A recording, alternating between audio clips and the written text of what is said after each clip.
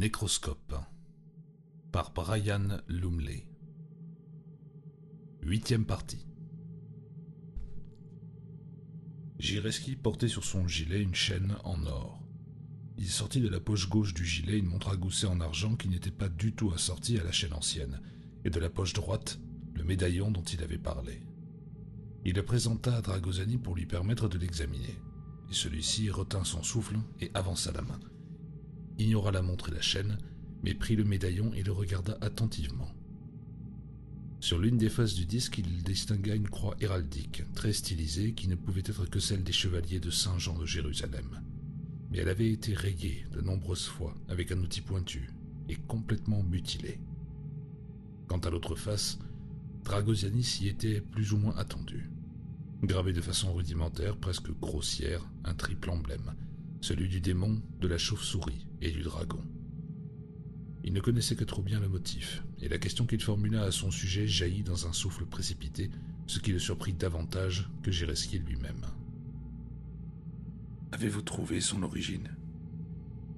Vous parlez de l'emblème, de sa signification en héraldique.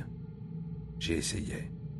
Il a une signification à l'évidence, mais jusqu'à maintenant je ne suis parvenu à découvrir l'origine de ce blason-là, ni celle de la confrérie à laquelle il se rattache. Je peux vous parler du symbolisme, dans l'histoire locale du dragon et de la chauve-souris, mais concernant le motif du démon, c'est plus obscur. Oh, j'ai bien ma petite idée sur la question, mais c'est une théorie tout à fait personnelle et purement hypothétique, qui ne repose sur rien, ou presque. Non, ce n'est pas ce que je voulais dire. Je connais très bien le motif, mais en ce qui concerne l'homme ou la créature qui vous a donné le médaillon, avez-vous été en mesure de découvrir son histoire ?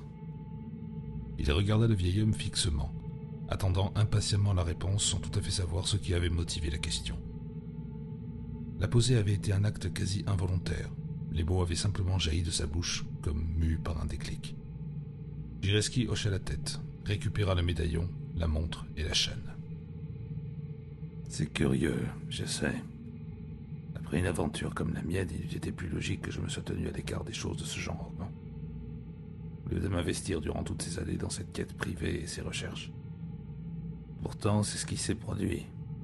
Et ainsi que vous semblez l'avoir compris vous-même, par où commencer sinon en effectuant des recherches sur le nom, la famille et l'histoire de la créature que j'avais détruite ce soir-là.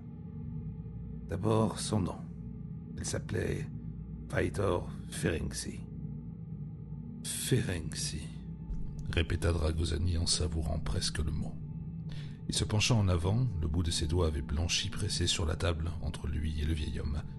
Le nom lui disait quelque chose, il en avait la certitude. Mais quoi ? Et sa famille ? Comment ? Vous ne trouvez pas ce nom étrange ?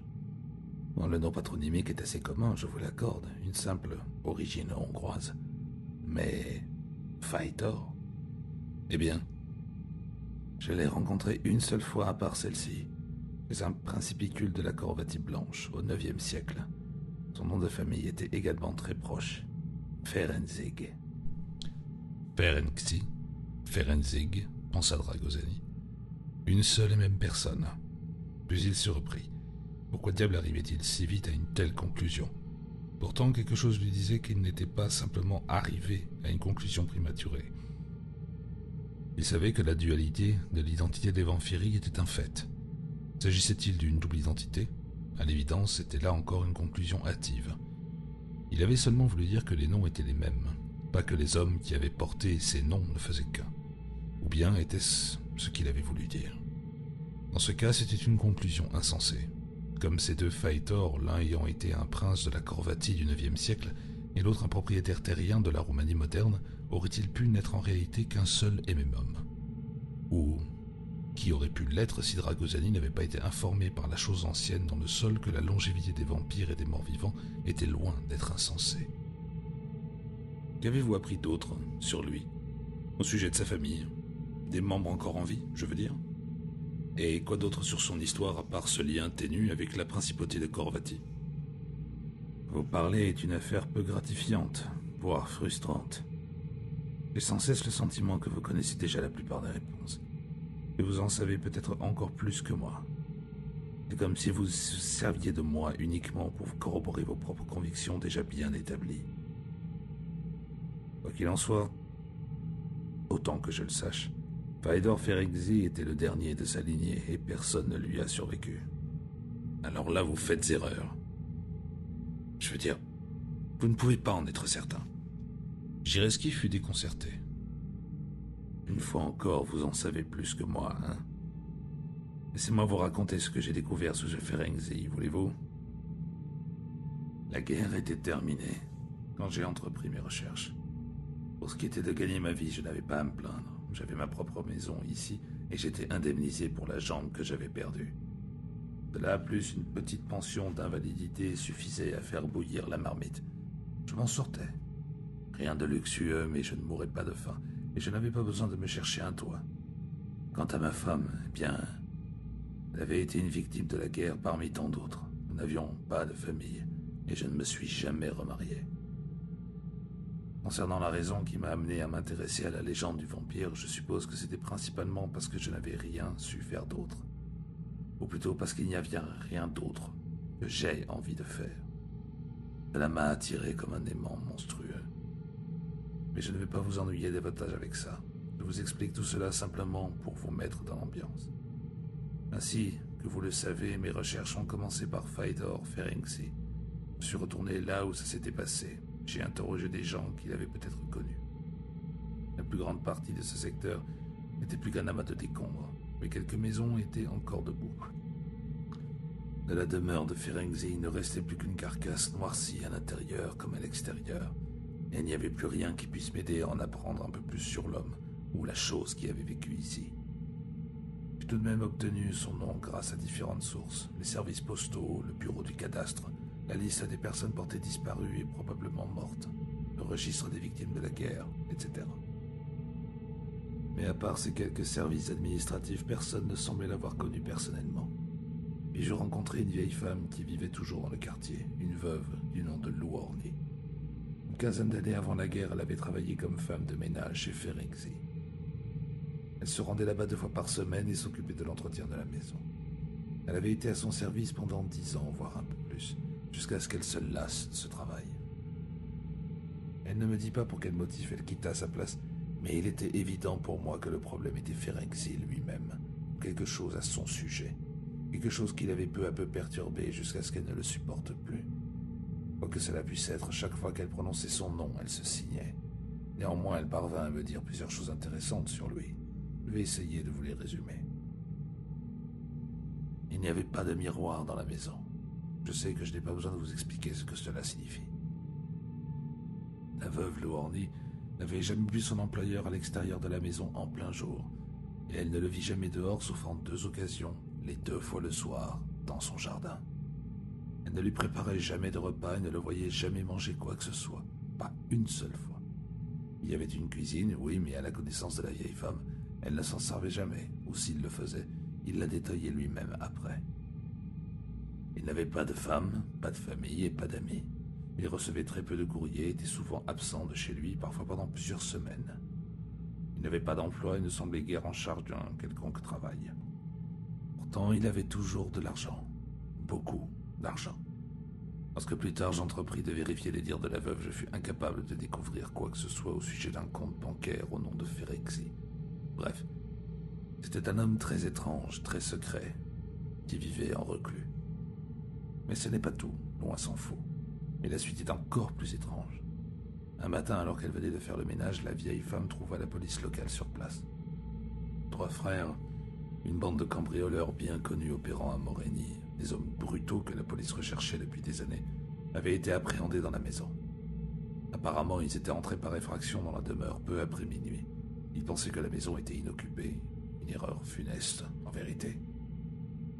Après les déclarations qu'ils firent plus tard à la police, Ferenczi traînait l'un d'eux et conduisait les 2 autres à la cave quand son attention avait été attirée par l'arrivée de cavaliers devant la maison. Rappelez-vous, à l'époque, la police locale se déplaçait toujours à cheval dans les régions les plus isolées. Il s'agissait bien de policiers. On leur avait signalé des rôdeurs dans le voisinage, les fameux frères, bien sûr. Et jamais on ne vit de criminels plus ravis d'être remis entre les mains de la loi. C'était des durs à cuire, certes, mais ils n'avaient pas été de taille face à Faidor Ferenczi. Tous avaient le bras droit cassé et la jambe gauche brisée, et c'était le fait de leur victime désignée. Songez à sa force, Dragosani. Les policiers, qui lui étaient bien trop reconnaissants, n'approfondirent pas cette affaire, me dit la veuve Louorny. Après tout, il n'avait fait que protéger sa vie et ses biens. Mais elle était présente quand on emmena les frères quelques heures plus tard, et il lui parut évident que son employeur leur avait fichu une peur bleue.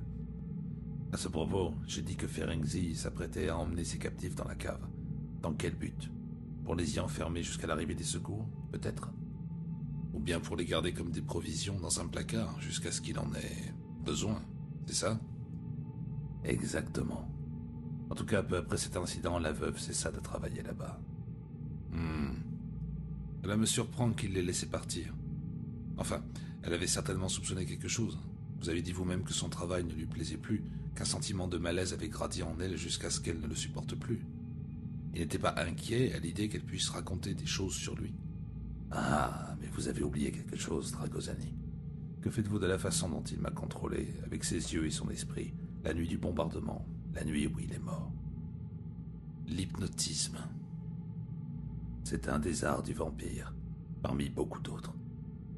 Il lui a simplement ordonné de se taire aussi longtemps qu'il vivrait. Tant qu'il était encore en vie, elle oubliait tout à son sujet. Elle oubliait qu'elle avait vu quoi que ce soit d'inquiétant chez lui. Et son pouvoir était si fort qu'elle avait réellement tout oublié. Jusqu'à ce que je l'interroge à son propos toutes ces années plus tard. Car bien sûr, Ferenczi était mort entre-temps. Les manières de Jireski commençaient à irriter Dragosani. Son autosatisfaction, sa suffisance, la haute opinion qu'il avait manifestement de ses talents de détective, tout en lui l'exaspérait. Mais bien sûr, ce ne sont que des hypothèses. Vous n'avez aucune certitude? Oh, mais si. Je le tiens de la veuve elle-même. Comprenez-moi bien, je ne dis pas qu'elle m'a raconté tout cela spontanément. Nous n'avons pas bavardé tranquillement. Loin de là, j'ai été obligé de m'asseoir avec elle et de lui poser des questions sur lui à maintes reprises, jusqu'à ce que j'aie tout déterré. Il était mort et son pouvoir avait disparu, certainement, mais une partie de ce pouvoir persistait néanmoins, vous comprenez? Dragosani devint pensif. Il plissa légèrement les yeux, et brusquement, d'une manière surprenante, il se sentit menacé par cet homme. Il était bien trop intelligent, ce Ladislao Jireski. Il l'agaçait. Et Dragosani se demanda immédiatement pourquoi il avait du mal à comprendre ses propres sentiments, ce flot soudain d'émotions en lui.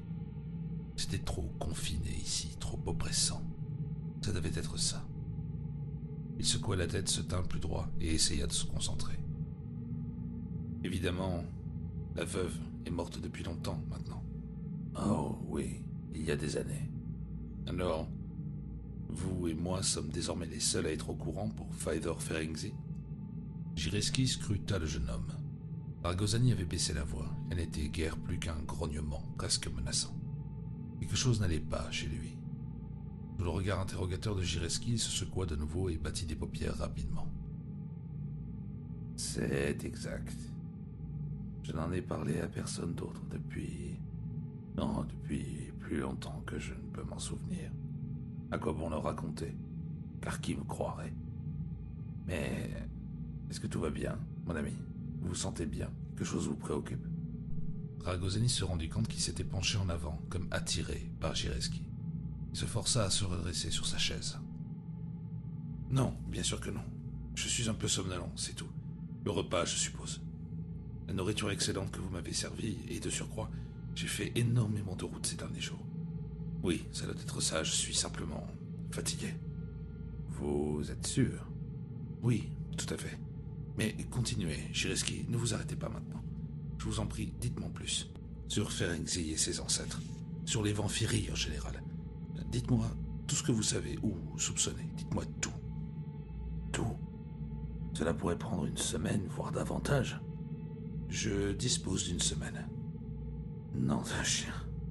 Je croyais que vous étiez sérieux. Mais je le suis. Allons, Dragosani. À l'évidence, vous êtes un garçon très sympathique et c'est agréable de parler avec quelqu'un qui est sincèrement intéressé et qui connaît bien son sujet. Mais qu'est-ce qui vous laisse penser que j'aurais envie de vous consacrer ainsi toute une semaine? À mon âge, le temps est important. Ou peut-être pensez-vous que je dispose de la même longévité que Ferenczi, hein? Dragosani sourit, mais discrètement. Sur le point de dire à son hôte « Vous pouvez me parler ici », ou à Moscou. Il se retint. Ce n'était pas nécessaire, pour le moment du moins. En outre, ce serait permettre à Borovitz d'apprendre son grand secret. Comment il était devenu un nécromancien. Alors, que diriez-vous de 1 heure ou 2 ? Et puisque vous l'avez vous-même évoqué, nous pourrions commencer par la longévité de Ferenczi. Entendu. De toute façon, il reste encore du whisky. La longévité de Ferenczi, la quasi-immortalité du vampire. Je vais vous rapporter autre chose que la veuve Louarny m'a dit. Elle m'a révélé que lorsqu'elle était une petite fille, sa grand-mère se souvenait d'un Ferenczi qui habitait la même maison, tout comme sa grand-mère avant elle.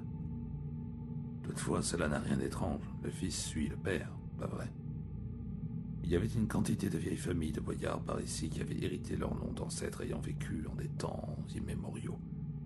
Et c'est toujours le cas. Ce qui est étrange, c'est plutôt ceci. À la connaissance de la veuve, il n'y avait jamais eu de Ferenczi de sexe féminin. Et comment un homme transmet son nom s'il ne se marie pas? Les archives étaient peu nombreuses, car la guerre en avait détruit une grande partie. Mais il était évident que la maison appartenait aux Ferenczi depuis aussi longtemps que j'ai réussi à remonter dans le temps. Et il n'y eut jamais une seule femme parmi eux, de vrais célibataires endurcis. Sans réellement comprendre l'allusion insultante de Gireski, Ragozani sentit brusquement que lui-même avait subi un affront. Ou peut-être était-ce seulement son intelligence naturelle qui se sentait froissée. Célibataire ? Je ne le pense pas. Non, bien sûr que non. Un vampire célibataire, ridicule. Le désir est la chose qui le motive. Le désir universel. Pouvoir, chair, sang. Mais, écoutez ceci. En 1840, un certain Béla Ferenczi partit en voyage, traversant les Carpates méridionales pour rendre visite à un cousin ou à un autre parent dans les montagnes au nord de la frontière. Jusqu'ici, tout est parfaitement documenté. En fait, le vieux Béla semblait s'être donné beaucoup de mal pour que les gens sachent qu'il allait rendre visite à quelqu'un. Il installa un homme dans sa maison qui était chargé de la surveiller pendant son absence. Et pas un homme du coin, soit dit en passant, mais un bohémien. Il loua une calèche et un cocher pour les premières étapes du voyage, fit des réservations pour les relais dans l'école et acheva tous les préparatifs nécessaires à l'époque pour voyager dans cette région. Enfin, il fit savoir autour de lui que c'était un voyage d'adieu. Il semblait avoir beaucoup vieilli de manière accélérée au cours de l'année précédente. Aussi tout le monde comprit qu'il allait faire ses adieux à des parents éloignés. Maintenant, rappelez-vous, notre terre s'appelait encore la Moldavie-Valachie à cette époque. En Europe, la révolution industrielle était en plein essor, partout sauf ici. Insulaires comme toujours, nous étions si en retard que nous semblions presque arriérés. La ligne de chemin de fer Lemberg-Galati qui contourne les montagnes ne serait pas construite avant plus de 10 ans. Les nouvelles circulaient extrêmement lentement. Les archives étaient difficiles à conserver. Je mentionnais ces détails pour souligner le fait, dans cette affaire, la communication fut bonne et que les archives ont survécu. L'affaire ? De quelle affaire parlez-vous ? L'affaire de la mort soudaine de Béla Ferenczi, quand sa calèche et les chevaux qui l'attiraient furent précipités dans un ravin par une avalanche dans l'un des hauts cols. La nouvelle de l'accident parvint très vite jusqu'ici. Le gardien Sgani du vieil homme porta le testament scellé de Ferenczi à l'officier de l'état civil. Le document fut publié sans retard et stipulait que la maison et les terres revenaient à un cousin, un certain Georg, lequel apparemment avait déjà été informé de la situation et de son héritage. Et bien sûr, ce Georg Ferenczi s'est présenté par la suite et en a pris possession. Il était probablement bien plus jeune que Béla, ou du moins en donnait-il l'impression, mais la ressemblance familiale était certainement indiscutable. Excellent. Vous suivez mon raisonnement à merveille. Ayant vécu ici pendant 50 ans, ce qui ferait normalement de lui un vieil homme, Béla avait décidé qu'il était grand temps pour lui de mourir et de laisser la place au suivant de la lignée. Et après, Georg ? Faidor, bien sûr. Je me suis souvent demandé si je ne l'avais pas tué la nuit du bombardement, s'il avait survécu cette nuit-là, quelle aurait été sa réincarnation suivante. Se serait-il présenté après la guerre comme un nouveau parent des Ferenczi pour reconstruire sa maison et continuer comme avant? Je pense que la réponse est probablement oui. Ils sont attachés à leur territoire, les Vanfiri. Ainsi donc, vous êtes convaincu que Béla, Georg et Faidor étaient une seule et même personne? Bien sûr. Je pensais que c'était évident. Ne me l'avait-il pas dit lui-même en partie quand il délirait sur les batailles de Silistrie et Constantinople? Et avant Bella, il y avait eu Grigor, Karl, Peter et Stéphane, et Dieu seul sait combien d'autres. Jusqu'à Faedor Ferenczi, le principicule, et probablement encore plus loin. Cette région était son territoire, vous comprenez. Il exerçait son autorité sanglante ici, et dans les temps anciens en tant que principicule ou boyard, Dieu seul sait combien les Vanfiri veillaient jalousement sur leurs biens. C'est pour cette raison qu'il a pris part à la 4e croisade, pour chasser de ces terres des ennemis passés et futurs. Ces terres, vous comprenez. Peu importe quel roi, gouvernement ou régime politique est en place, le vampire considère que sa terre natale lui appartient. Il a combattu pour se protéger, pour préserver son héritage monstrueux et non pour une bande galeuse d'étrangers pouilleux venus de l'Ouest. Vous avez vu la croix des croisés mutilée au revers de mon médaillon? Quand ils l'ont déshonoré, il les a méprisés, crachant sur tout ce qu'il représentait. Et vous avez retrouvé des traces de son nom en remontant aussi loin? Jusqu'à Constantinople? Enfin, je veux dire, jusqu'en 1204. Sa crainte du vampire, ou était-ce de la jalousie, était en partie perceptible dans la voix de Dragosani. Dragosani, quelles sont vos connaissances en histoire? Guerre brillante. Moyenne, je suppose.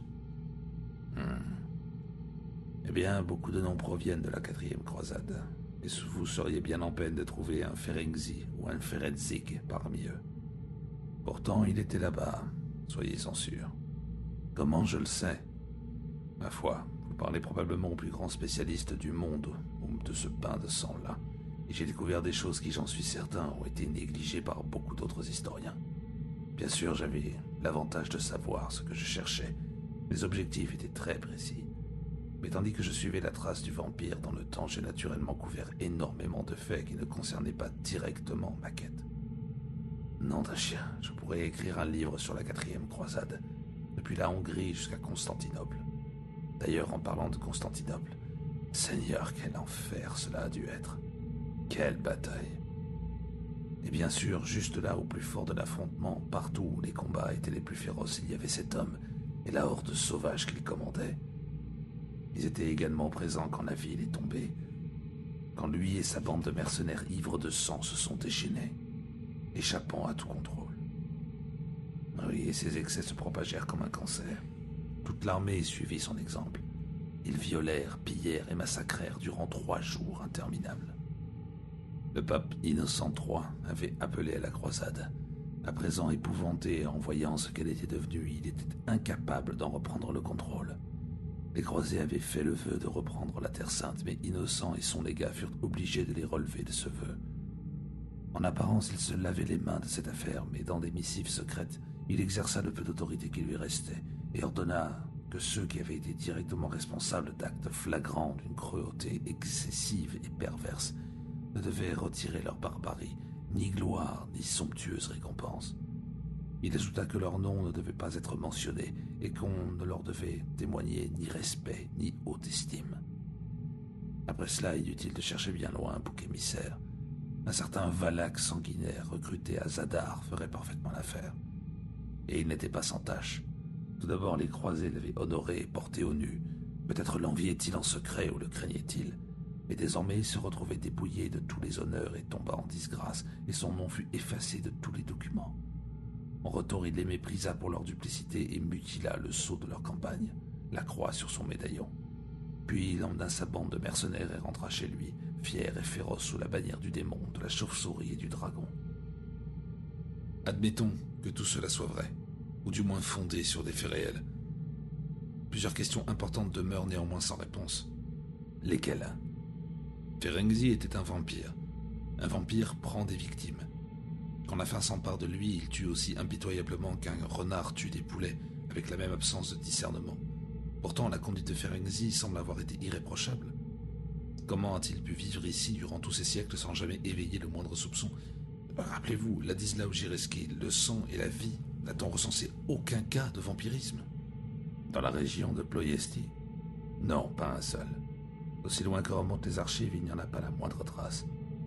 Et si vous étiez un vampire, Dragosani, est-ce que vous choisiriez vos victimes juste sur le pas de votre porte? Non, je suppose que non. Mais alors, où? Au nord, mon ami. Dans les Carpates méridionales elles-mêmes. Ou sinon dans les Alpes transylvaniennes, où toutes les histoires de vampires semblent avoir leurs racines. Slanik et Sinaïa dans les contreforts, Brasov et Zasselé au-delà de la passe. Aucun de ces villages ne se retrouve à plus de 70 km de la maison des Ferenczi, et les gens les évitent en raison de leur mauvaise réputation. Quoi? Encore aujourd'hui? Les histoires persistent au fil des années, Dragosani. Particulièrement les histoires de fantômes. Ils ne prennent aucun risque, ces montagnards. Si vous mourrez jeune là-haut, et qu'il n'y a pas d'explication simple, vous êtes bon pour le pieux. Concernant les cas les plus récents, le dernier enfant à avoir succombé à la suite d'une morsure de vampire fut une fillette vivant à Slanik durant l'hiver 1943. Oui, elle a été enterrée avec un pieu enfoncé dans le cœur, comme tant d'êtres innocents avant elle. En tout, il y a eu 11 cas pour cette seule année dans les villages avoisinants. En 1943, vous dites? Exact. Je vois que vous avez déjà fait le rapprochement. C'était juste quelques mois avant la mort de Ferenczi. La fillette a été sa dernière victime, ou du moins la dernière dont nous avons eu connaissance. Bien sûr, avec la guerre, il était infiniment moins limité et il était très facile de se débarrasser des victimes. Il a très bien pu en tuer un certain nombre que nous ignorons. Des gens qui ont tout simplement disparu durant les attaques aériennes dans la région. Et il y en a eu beaucoup, croyez-moi. D'autres questions? Vous avez dit que les villages que vous avez cités se trouvaient dans les montagnes à 70 km de Ploiesti. C'est une région accidentée et le terrain monte très rapidement jusqu'à 2000 pieds par endroit. Alors comment Ferenczi faisait-il? Il se transformait en chauve-souris et s'envolait vers ses terrains de chasse? Le folklore veut que le vampire ait ce pouvoir. Chauve-souris, loup, spectre, ou même bus, insecte, araignée. Mais je ne le pense pas. On ne trouve nulle part de preuves irréfutables. Vous voulez savoir comment il fait pour arriver jusqu'à ses proies? Je n'en sais rien. J'ai ma propre théorie, mais pas la moindre preuve. Et quelle est cette théorie? Et il attendait avec une certaine anxiété que Jireski expose son idée. Il connaissait déjà la réponse exacte à cette question, ou croyait la connaître. Mais il allait maintenant découvrir combien Jireski était intelligent, et jusqu'à quel point il était dangereux. Une fois encore, il se redressa sur sa chaise. Mais qu'est-ce qui n'allait pas avec son processus de pensée? Un vampire n'est pas un humain. J'en ai vu suffisamment la nuit où Ferenczi est mort pour en être convaincu. Alors, qu'est-il? C'est une créature étrangère, un cohabitant du corps et de l'esprit de l'homme. Dans le meilleur des cas, une créature gestalt symbiotique, et dans le pire des cas, un parasite, une lamproie hideuse. Exact. Dragosani approuva vivement, mais en silence pour lui-même. Immédiatement, il eut le vertige et se sentit déconcerté. Il avait su avec certitude que Jireski avait raison dans sa définition du vampire, mais comment l'avait-il su? Alors même qu'il se demandait ce qui lui arrivait, il s'entendit déclarer. Mais n'est-il pas surnaturel? Il doit nécessairement l'être, pour avoir ainsi pu vaquer à ses activités et néanmoins éviter d'être découvert durant toutes ces années. Il n'est pas surnaturel, il est surhumain, hypnotique, magnétique. Une créature d'illusion, en aucune façon un magicien, mais à tout égard un grand escroc. Pas une chauve-souris, mais un être aussi silencieux qu'une chauve-souris. Pas un loup, mais une créature dotée de la même rapidité. Pas une puce, mais un monstre ayant la même soif de sang, dans des proportions inouïes. Telle est ma conception du vampire, Dragosani. Je représente 70 km pour une telle créature, une saine promenade du soir. Il devait en mesure de contraindre son enveloppe humaine à des efforts inimaginables. Tout cela est exact, absolument tout, acquiesça Dragosani mentalement. Puis il dit à voix haute: le nom Ferenczi, vous avez dit qu'il était très courant. Avec votre intelligence et compte tenu de toutes vos recherches et de l'étendue de votre savoir, vous n'avez pas trouvé d'autres Ferenczi? Vous avez dit que le vampire est attaché à son territoire et que cette région appartenait à Faethor. À l'évidence, il y a certainement eu d'autres territoires.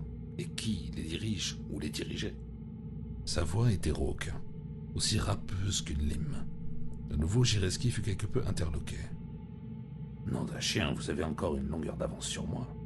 Vous êtes une fine mouche, Dragosani, très astucieux. Theodor Ferenczi, à lui seul, a maintenu en servitude la Moldavie et la Transylvanie orientale pendant 700 ans, voire davantage. Qu'en est-il du reste de la Roumanie? Est-ce que c'est ce que vous voulez dire? Roumanie, Hongrie, Grèce, partout où les vampires habitent encore. Habitent encore? Dieu nous en préserve, Dragosani. Comme vous voudrez. Où ils habitaient, si vous préférez. Un château Ferenczi situé dans les Alpes a explosé à la fin des années 20. On a attribué l'accident au gaz présent dans les marais, le méthane accumulé dans les caves et en souterrain. Cet endroit avait mauvaise réputation et personne ne l'a regretté. Quoi qu'il en soit, pour autant qu'on le sache, son propriétaire a sauté avec lui. Un baron ou un comte. Quelque chose de ce genre qui s'appelait János Ferenczi. Pour ce qui est d'une quelconque documentation, d'un historique ou d'éventuelles archives, ne comptez pas en trouver. Le passage dans l'histoire de ce Ferenczi a été effacé encore plus efficacement que celui du vieux Faetor après la 4e croisade. Ce qui est à mes yeux, bien sûr, ne le rend que plus suspect. À juste titre. Il a été envoyé directement en enfer, le vieux János. Parfait. Et où avez-vous déniché d'autres vampires, Ladislas? Allons, dites-le-moi, n'y a-t-il pas eu de Ferenczi qui ont payé pour leurs crimes et ont été supprimés dans la fleur de l'âge? Qu'en pensez-vous? Et qu'en est-il des Carpates occidentales, disons au-delà de l'Oltoul? Hein? Vous devriez être en pays de connaissance, Dragosani. Vous êtes né là-bas, après tout. Au vu de tout ce que vous savez, ce qui prouve que vous êtes un homme intelligent, et du vif intérêt que vous portez aux vampires, vous avez certainement effectué vos propres investigations et recherches. Tout à fait. Il y a 500 ans, une telle créature a existé à l'ouest. Elle a massacré les Turcs, l'ennemi infâme, par milliers, et a été tuée en raison de son ardeur prétendument anormale. Parfait. Oui, vous avez raison, il s'appelait Tibor, un boyard très puissant, finalement détruit par les Vlad. Il avait un grand ascendant sur ses partisans Skekeli, bien trop grand. Et les princes le craignaient et le jalousaient. Qui plus est, ils les soupçonnaient vraisemblablement d'être un vampire. Il n'y a que nous, hommes sophistiqués des temps modernes, pour douter de telles choses. Les primitifs et les barbares s'y connaissent bien mieux. Que savez-vous d'autre sur lui? Pas grand-chose.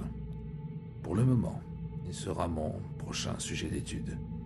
Je sais qu'il a été exécuté... Assassiné. Assassiné, si vous voulez, quelque part à l'ouest de la rivière en contrebas des Ionesti. On l'a transpercé d'un pieu et enterré en un lieu secret, mais... A-t-il également été décapité, ce Tibor?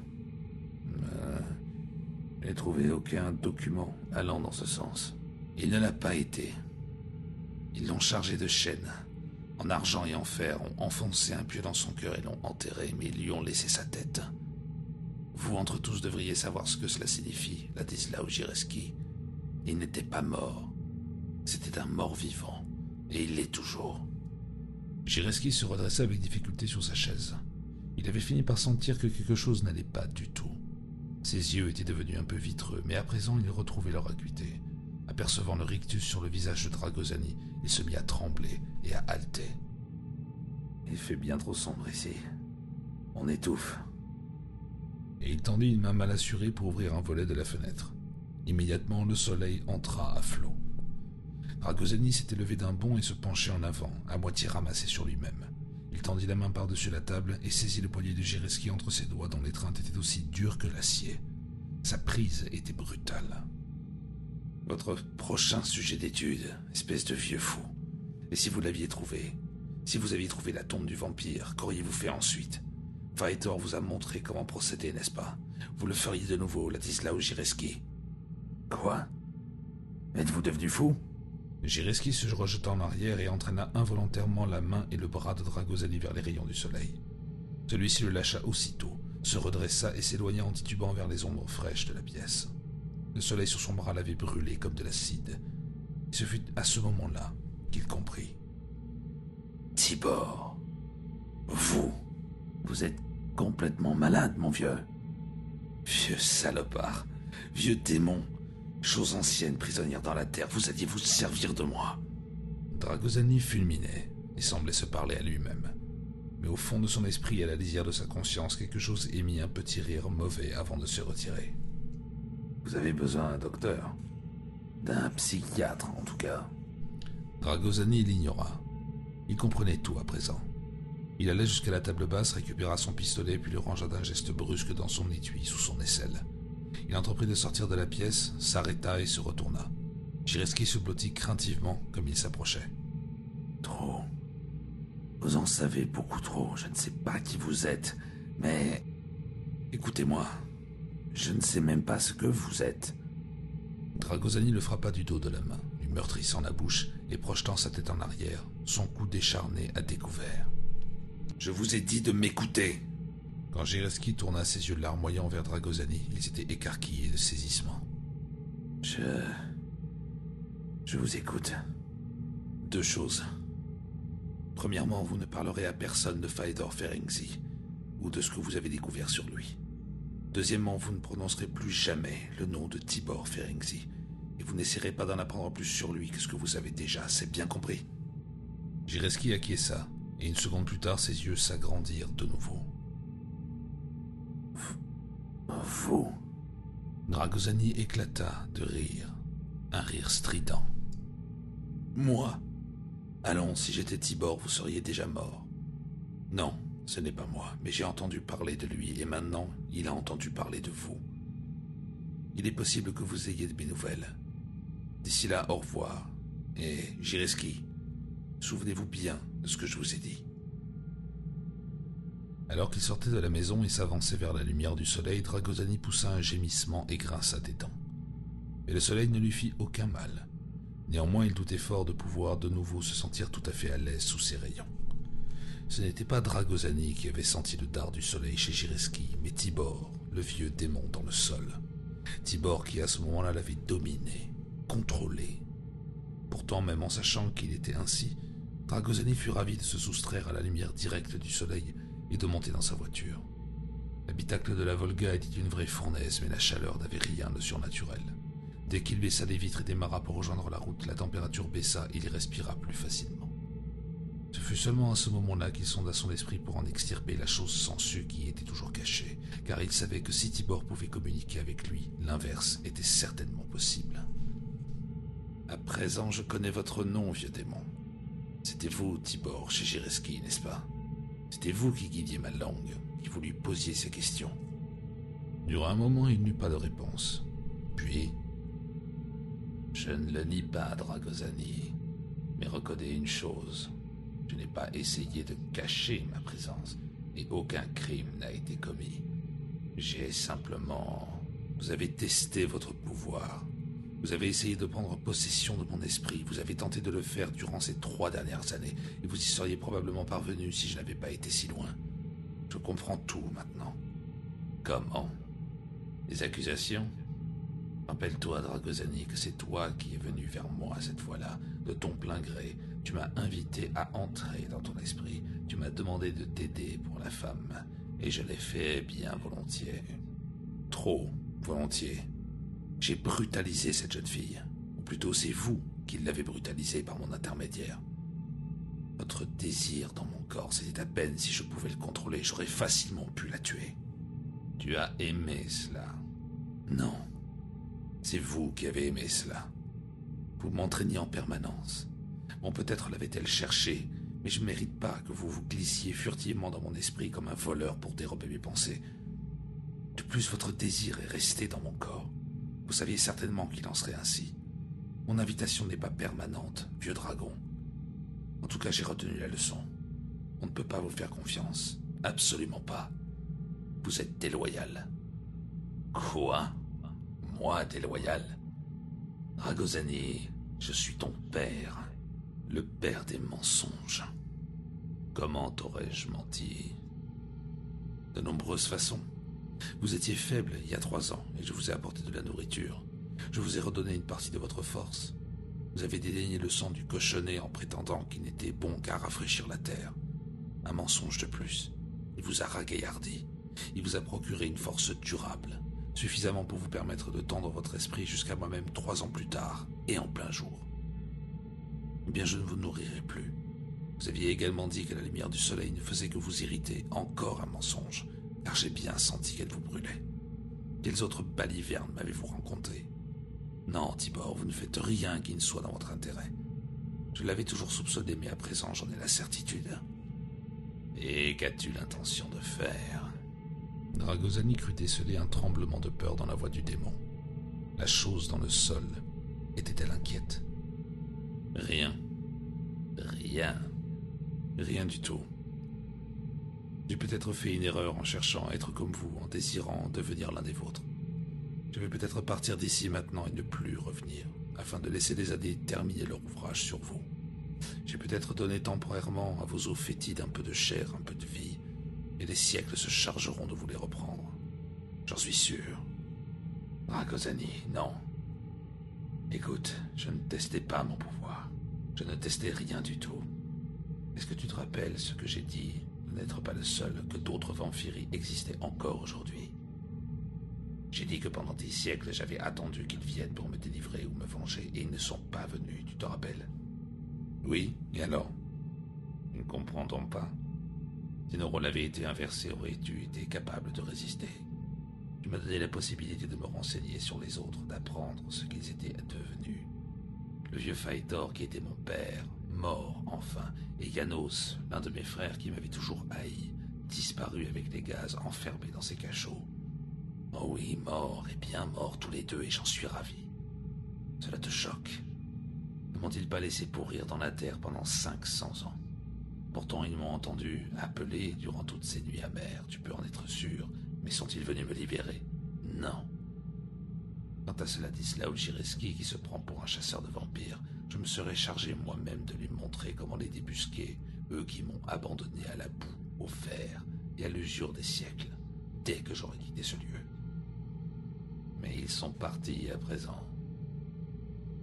Et ma vengeance avec eux.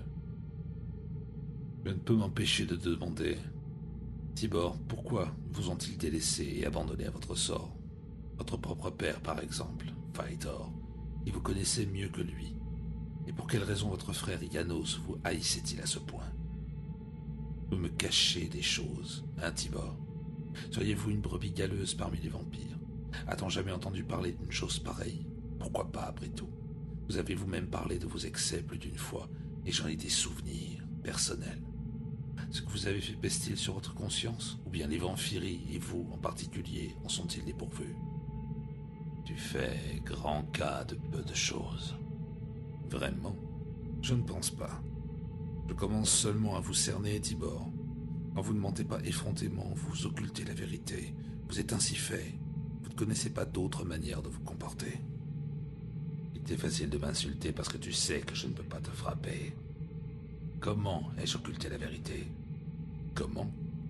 N'avez-vous pas dit que je vous avais donné la possibilité de découvrir ce qu'il était advenu de votre famille? Mais en fait, c'est vous qui avez arrangé cette possibilité. Quand je suis parti de Moscou, il n'était pas dans mon intention de me rendre à la bibliothèque de Pitesti, Tibor. Alors qui a mis de nouveau cette idée dans ma tête? Et quand vous avez appris l'existence de ce Ladislav Gireski, vous avez décidé que je devais aller le voir, n'est-ce pas? Écoute, Dragosani. Non, c'est vous qui allez m'écouter. Vous vous êtes servi de moi.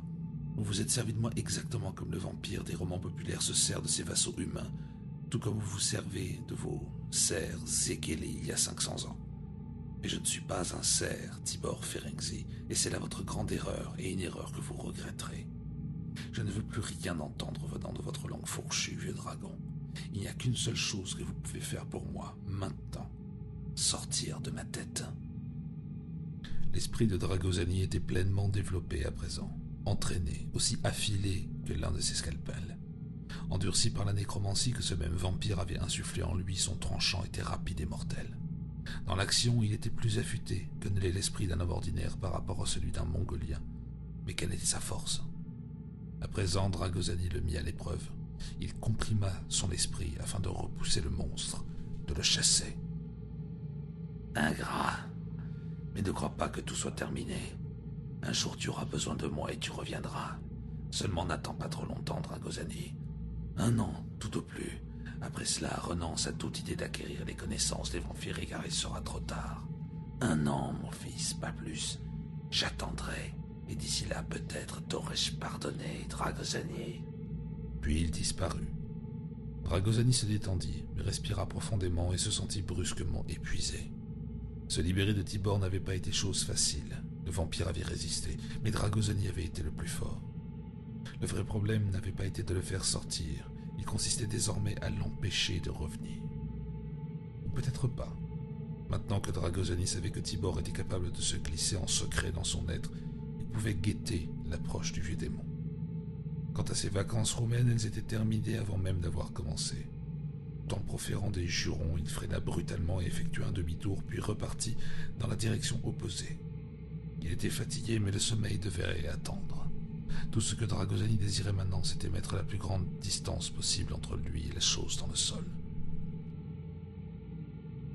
Dragosani s'arrêta à la sortie de Bucarest pour prendre de l'essence et essaya de communiquer avec Tibor. Il faisait encore jour, mais il obtint néanmoins quelque chose. Une faible réponse, un frisson dans son esprit qui résonna comme un murmure dans un cercueil et se tortilla comme un asticot. À Braila, au crépuscule, il fit une nouvelle tentative. La présence était plus forte tandis que la nuit approchait. Tibor était là-bas et aurait peut-être répondu si Dragosani lui en avait donné l'occasion. Il ne le fit pas, ferma son esprit et poursuivit sa route. À Régny, après avoir passé la douane, il baissa toutes ses défenses et invita littéralement Tibor à entrer dans son esprit. Il faisait une nuit noire maintenant, mais la voix de Tibor était ténue comme si elle était à 1 million de kilomètres. « Dragosani, quoi, tu me fuis, moi une vieille créature prise au piège dans la terre. » Je ne suis pas un couard, être ancien, et je ne fuis pas. Je me mets hors de votre portée, afin que vous ne puissiez pas m'atteindre. Et si vous essayez encore de le faire la prochaine fois, je le saurai. Maintenant, vous pouvez reposer là où vous êtes et y réfléchir. Et il se peut que je revienne un jour, ou peut-être pas. Mais si je reviens, alors ce sera à mes conditions. Dragosani. Au revoir, Tibor. Derrière lui, le chuchotement mental de Tibor Ferenczi disparut tandis que les kilomètres défilaient. Et un peu plus tard, Dragosani se sentit suffisamment en sécurité pour s'arrêter et dormir, et s'abandonner à ses propres rêves.